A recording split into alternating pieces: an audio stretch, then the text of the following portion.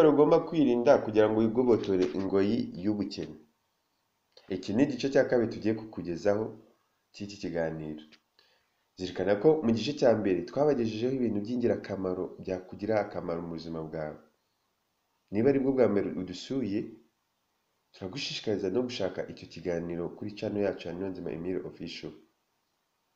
Ikindi turagushishikariza gukanda subscribe, ugakanda ku nzogera kugira ngo n'ubutaha tuzadushyiraho ikiganiro cyiza nk'iki gikangura ibitekerezo kugira ngo kijye kikugeraho mu ba mbere. Reka noneho dukurikizeho ingingo ivuga ngo ni gute abakene bagira uruhare mu gutuma abakire bakomeza gukira.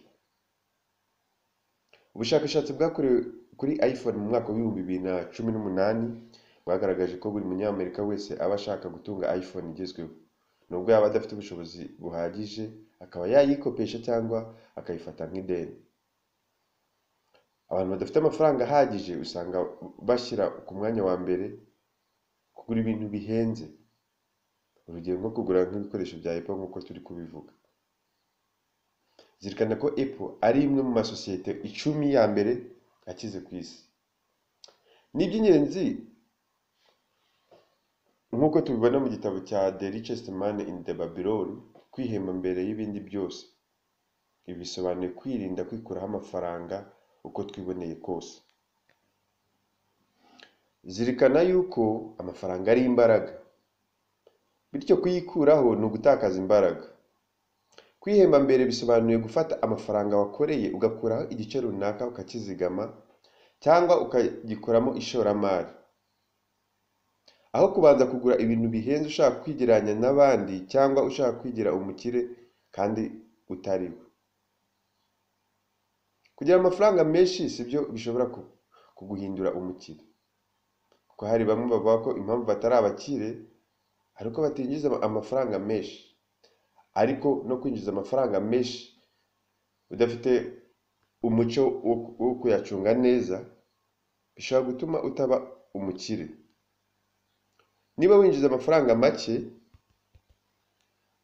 wenda kuyizigama bishobora kukugora, ariko ushobora kwishyuramo amasomo y'ibintu runaka byazakwinjiriza amafaranga nyuma. Ikindi, niba byagukundira ukaba wagura internet ukareba video yigisha kuri YouTube ibintu byakwinjiriza amafaranga, cyangwa ukagura ibitabo bivuga ibijyanye n'amafaranga ndetse n'ishoramari. Ikindi, irinde gutekereza cyangwa gukora ibintu bya none. Wowe ibande ku bintu bizakwinjiriza ejo hazaza. Irinde kugura ibintu udakeneye bitewe n'uko ubibonye kuri Instagram. Hagarika kugura ibintu bihenze by'agaciro ushaka kwemeza inshuti zawe. Wowe ishyireho intego z'ejo hazaza, kubera ko ejo hazaza ni ingenzi cyane kurusha none. Umwanzuro: ntugakore amafaranga yose ngo ahita akuvaho ngo agende, ngo ukore amafaranga arangirane no kwishyura ibyo ukeneye gusa. Niba ukoreye amafaranga, irinde ko uhita uyatakaza yose. Ushobora kubanza gukuraho ayo kwizigama cyangwa gushora, ayandi ukaba yaguramo ibintu by'ibanze ukenera mu buzima bwawe bwa buri munsi. Wakoze cyane kudutega amatwi, wakoze cyane kudukurikira kuri channel yacu ya Niyonzima Emile Official. Turagushishikariza kuba wakora subscribe nimba utarayikora. Naho ubutaha, hasta la vista.